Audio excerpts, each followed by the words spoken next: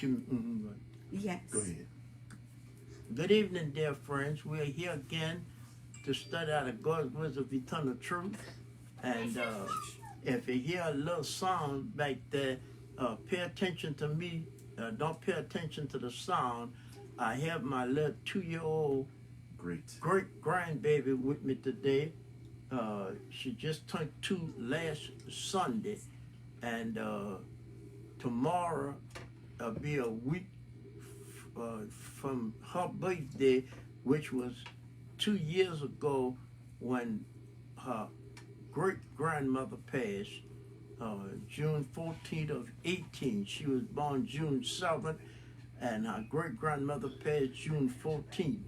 And I hope y'all forgive me for bringing that up, but that's a prick in my side and a thorn, as Paul called it, in the sense of that was a helper fit for her husband, and I miss her very, very much.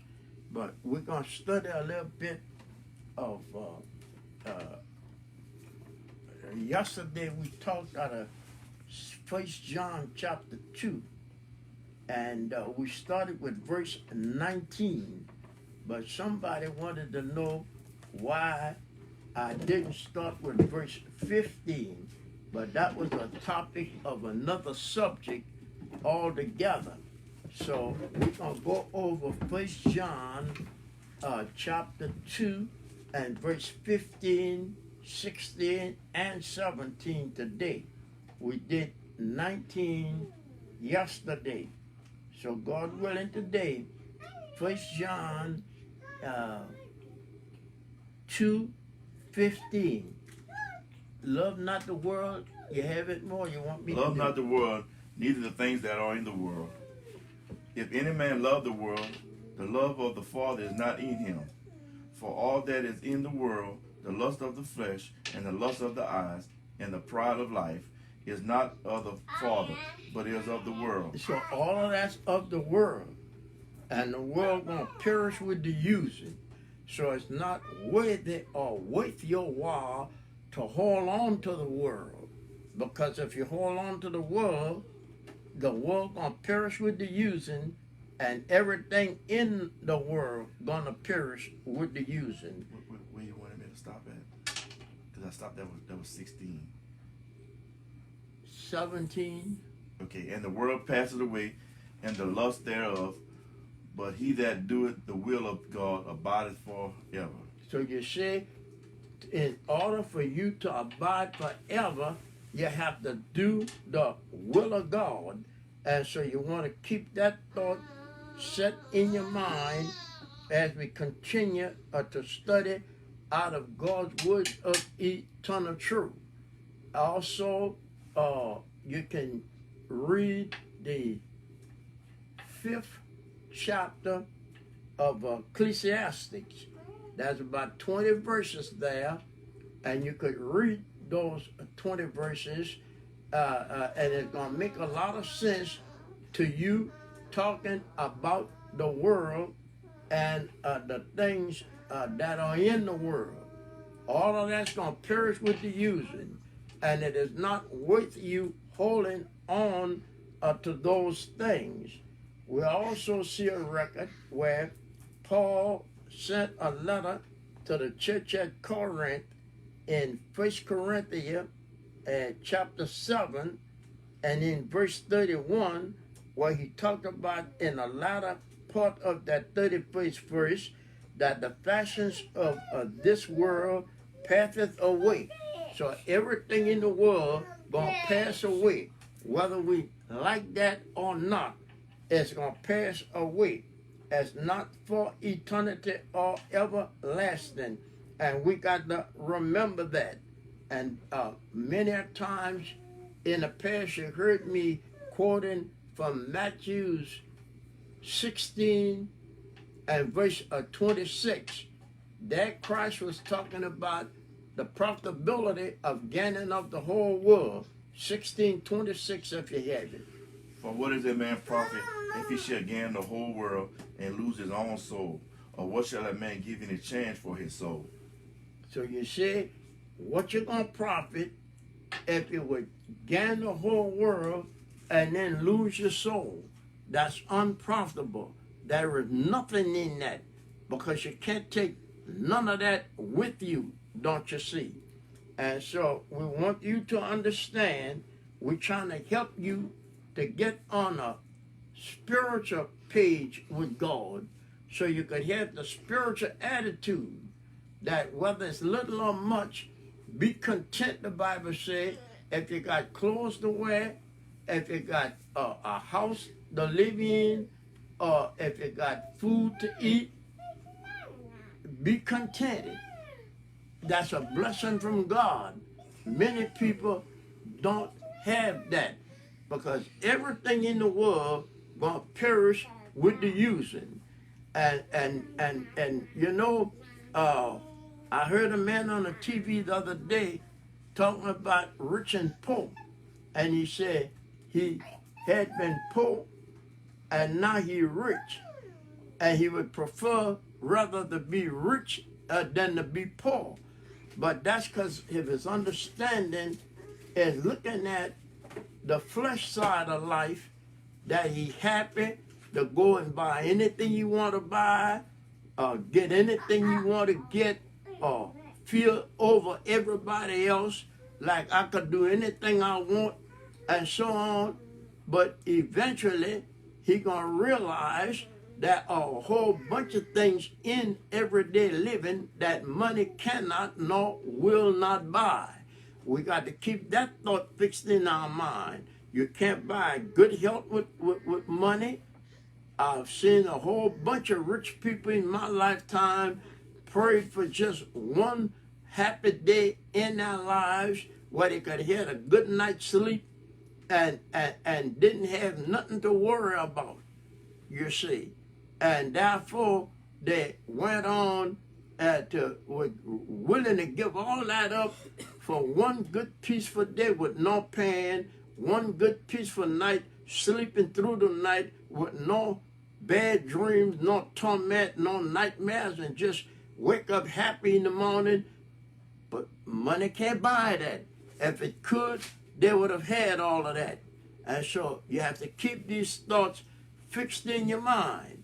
And so if it would come down to others, I'd rather be a poor man than to be a rich man. Because a rich man, according to the Bible, had problems getting sleep at night because he worried about how he going to keep what he got, how he going to stop other people from taking it from him, and how he going to not go back to being a poor man again. Well, a poor man ain't got to worry about that. He might think about maybe sometime, oh man, if I had a few dollars more, what I could do and whatnot, but it don't bother him because he know that's wishful thinking.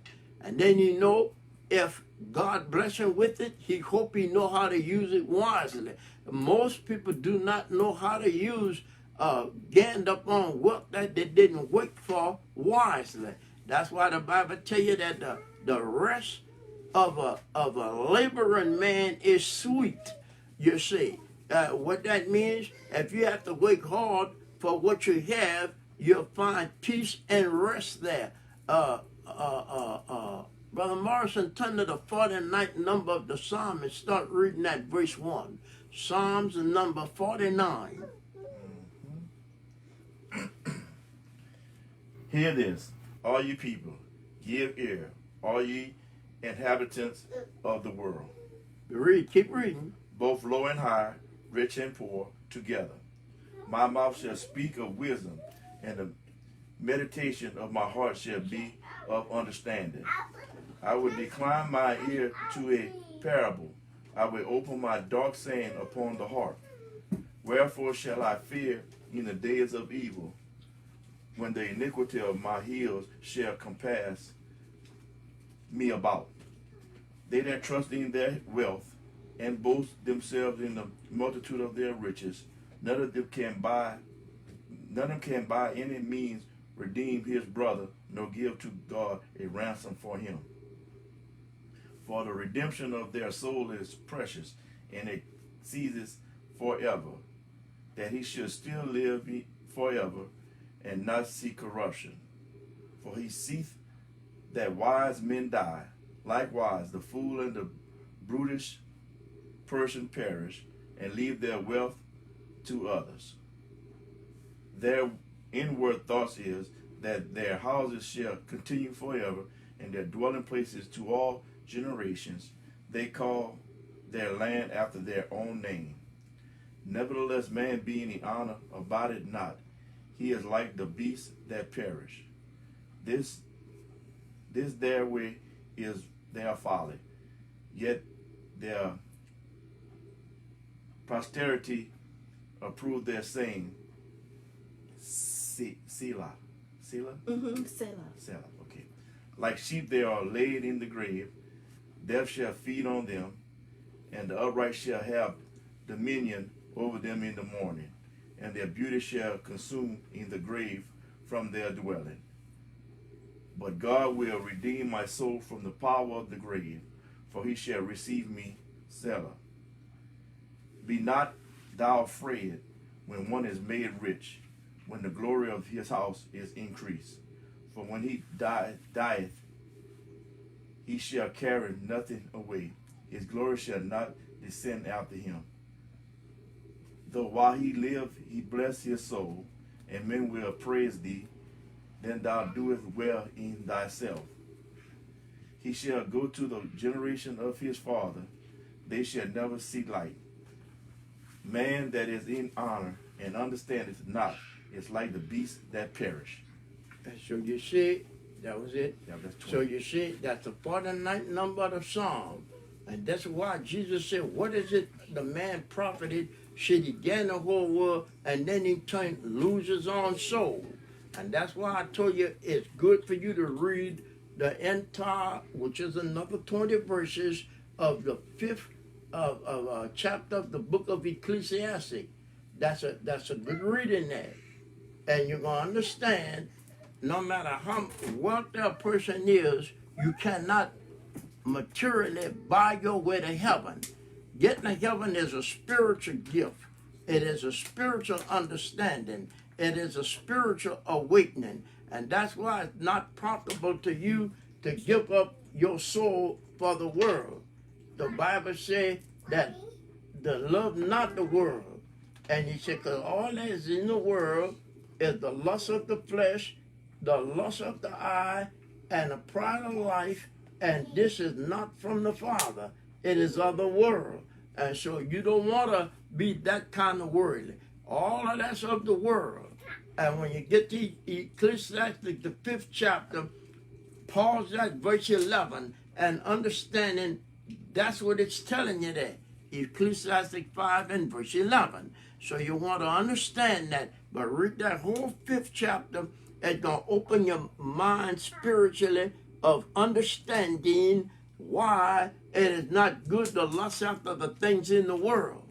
And you know, I oftentimes think about 16:26 of Matthew's, what will a man give in exchange for his own soul? Most time, it's not the whole world. It's just one thing somebody, multiplied by this when I say somebody, don't want to give up.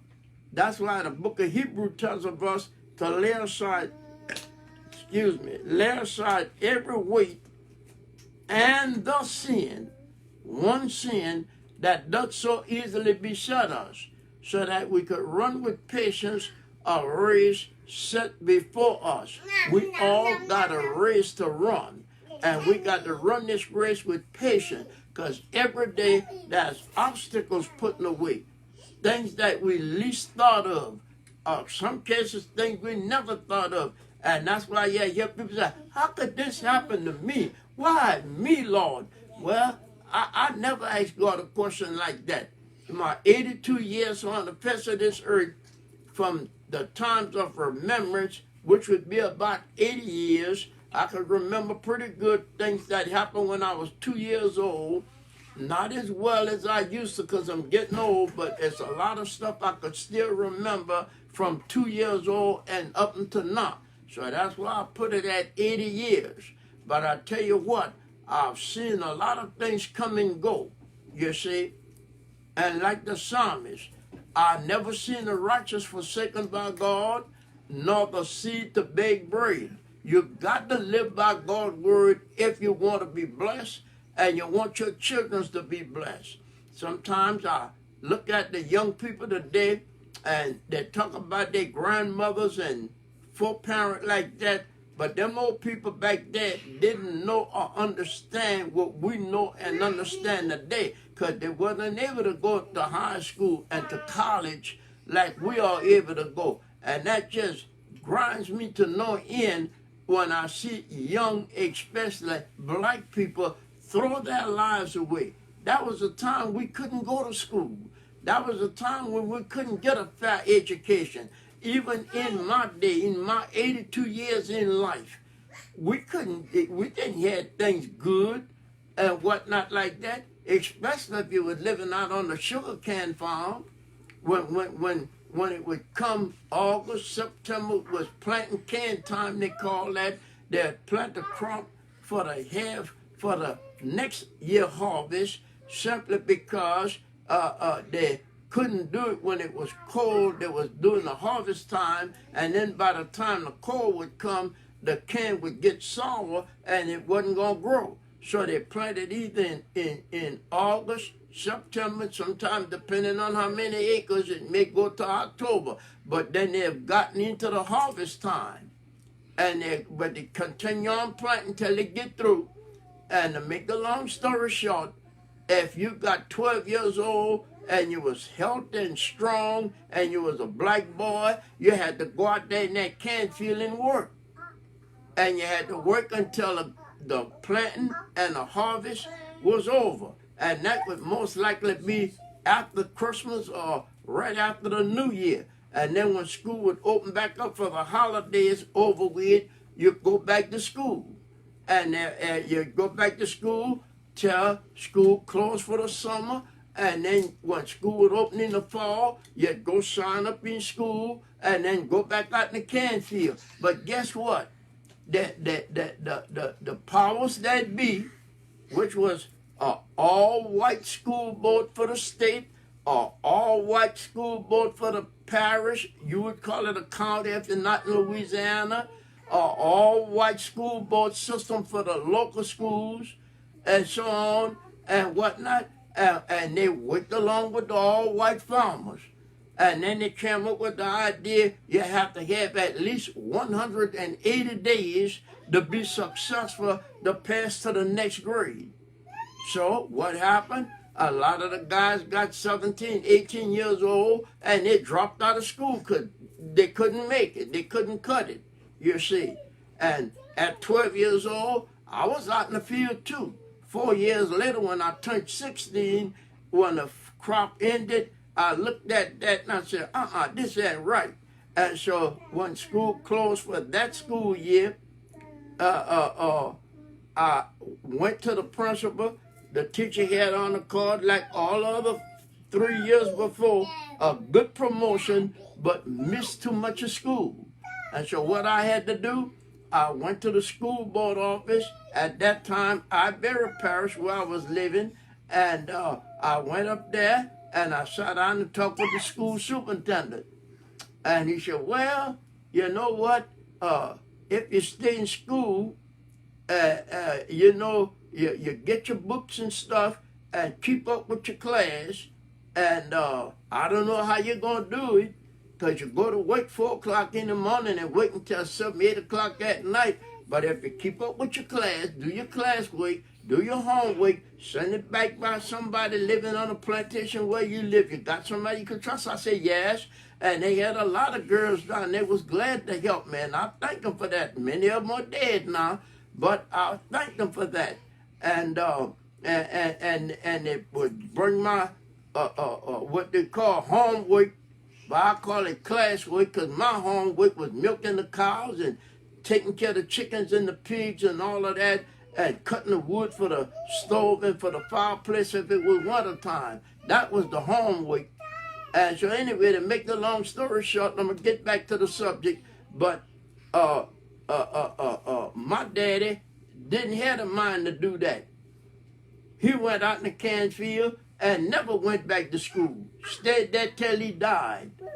My grandfather the same way. My grandmother the same way. Couldn't read nor write because they had to go out in the can field and work and whatnot. But I said no, because my grandpa encouraged me at a young age that a winner never quit, but a quitter never win. And that went deep with me.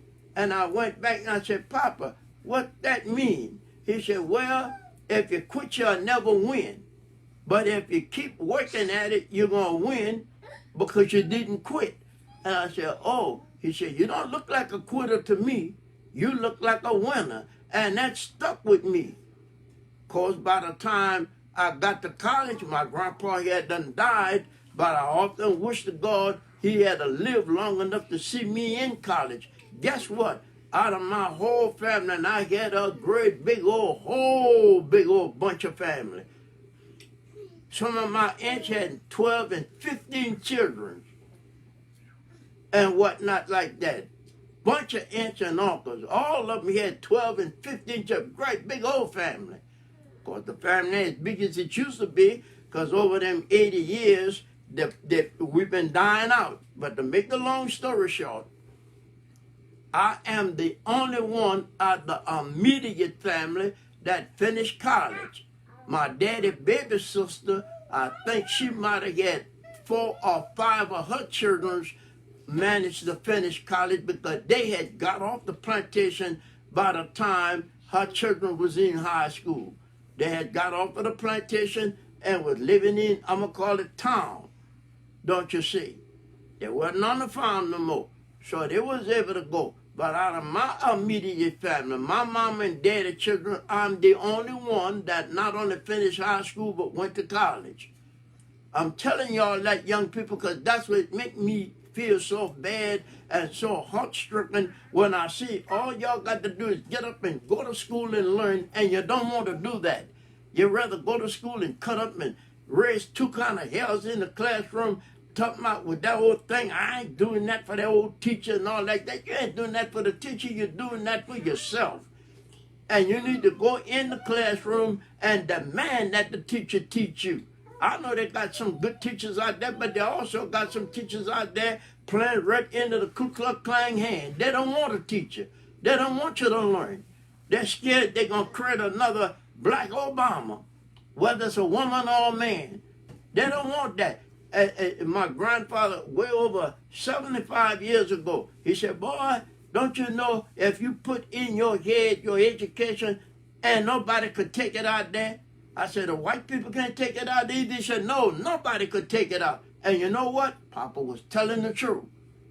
That's why I know what I know now, and I'm able to tell you what I'm telling you now, because I learned it for myself. You got to do that. See, and nobody can learn you. The teacher teaching, you learn.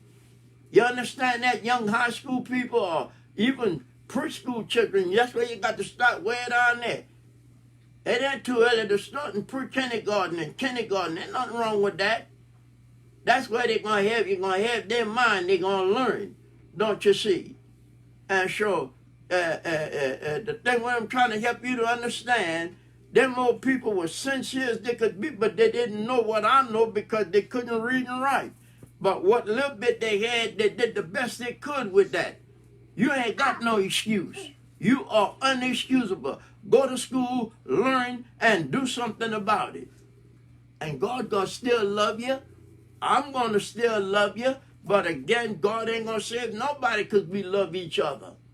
And they got a lot of people want to brainwash you, lying on God, talking about God gonna put whoever he want in the White House. God put Trump in the White House. Biggest lie ever could be told. God ain't put Trump in no White House. The Electoral College put him there. The people like us, what you call a popular vote, voted for Hillary Clinton. The Electoral College wasn't satisfied with that, and wherever they ought to be ashamed of themselves, because all of everything they blaming Trump for, blame them first because they put him there. After they put him there, the Republican Senate had the opportunity to get rid of him, but they all said, oh, he's not guilty. Now he's making all of them cry. squeezing them with a hot iron. And poor Mitch McConnell, I don't see or hear nothing from him no more with his grim reaping. They're about to reap him now. I'm not being ugly. You got to learn. And you got to understand. You got to remember, God don't vote. God don't vote. God is not a Democrat, Republican, Independent, or nothing else. He don't belong to no political party. Doesn't belong to none of that. And people trying to stop you from doing your civil duty by going to vote. Do you know I'm going to have to start teaching some lessons on that, how that God wants you to respect and obey the government of the land? God put that there. The government not put that to be a threat and a terror to you, but put that to protect you. And God saw fit to do that. But God had the spiritual knowledge and understanding to know everybody wasn't going to obey his law. So he got a spiritual law for the spiritual minded, and he got a civil law for the carnal minded. I'm going to show you that in your Bible. Please pay attention the next few weeks. We're going to guide you through all of that. Our time is just about gone for today, and for the Park Avenue Church of Christ here in Franklin, we're going to still be worshiping God in the presence of our own home like we've been doing. The virus is not over yet. People complacent, and I see a lot of people not using their masks. Whether they wash their hands or not regular, I don't know, but I know you should. The virus is not over. And come September, October, when the flu season kick in, it's going to be worse than turbo. And a lot more people going to end up dying if you don't protect and take care of yourself. Please take care of yourself. Live for another day so you can hear the gospel and have a chance to obey the gospel before time eternally and everlastingly too late. So God willing, 10 o'clock tomorrow morning, the first day of the week, Sunday, we will be worshiping God in the presence of our own home, singing and praying and communing to God, praying for those who ask for us to pray for them, that confessing faults at that time. We will be remembering them. Sometimes we may not have nobody like that, but if we do, you're going to know it because we're going to pray for them. That's what God asks Christians to do for other Christians. So God bless and keep you. And listen to us 10 o'clock, God willing, in the morning. If you're tied up with something else at that time and can't worship with us, then you can play it back later on in the day and see how to worship God in spirit and in truth. Thank you kindly.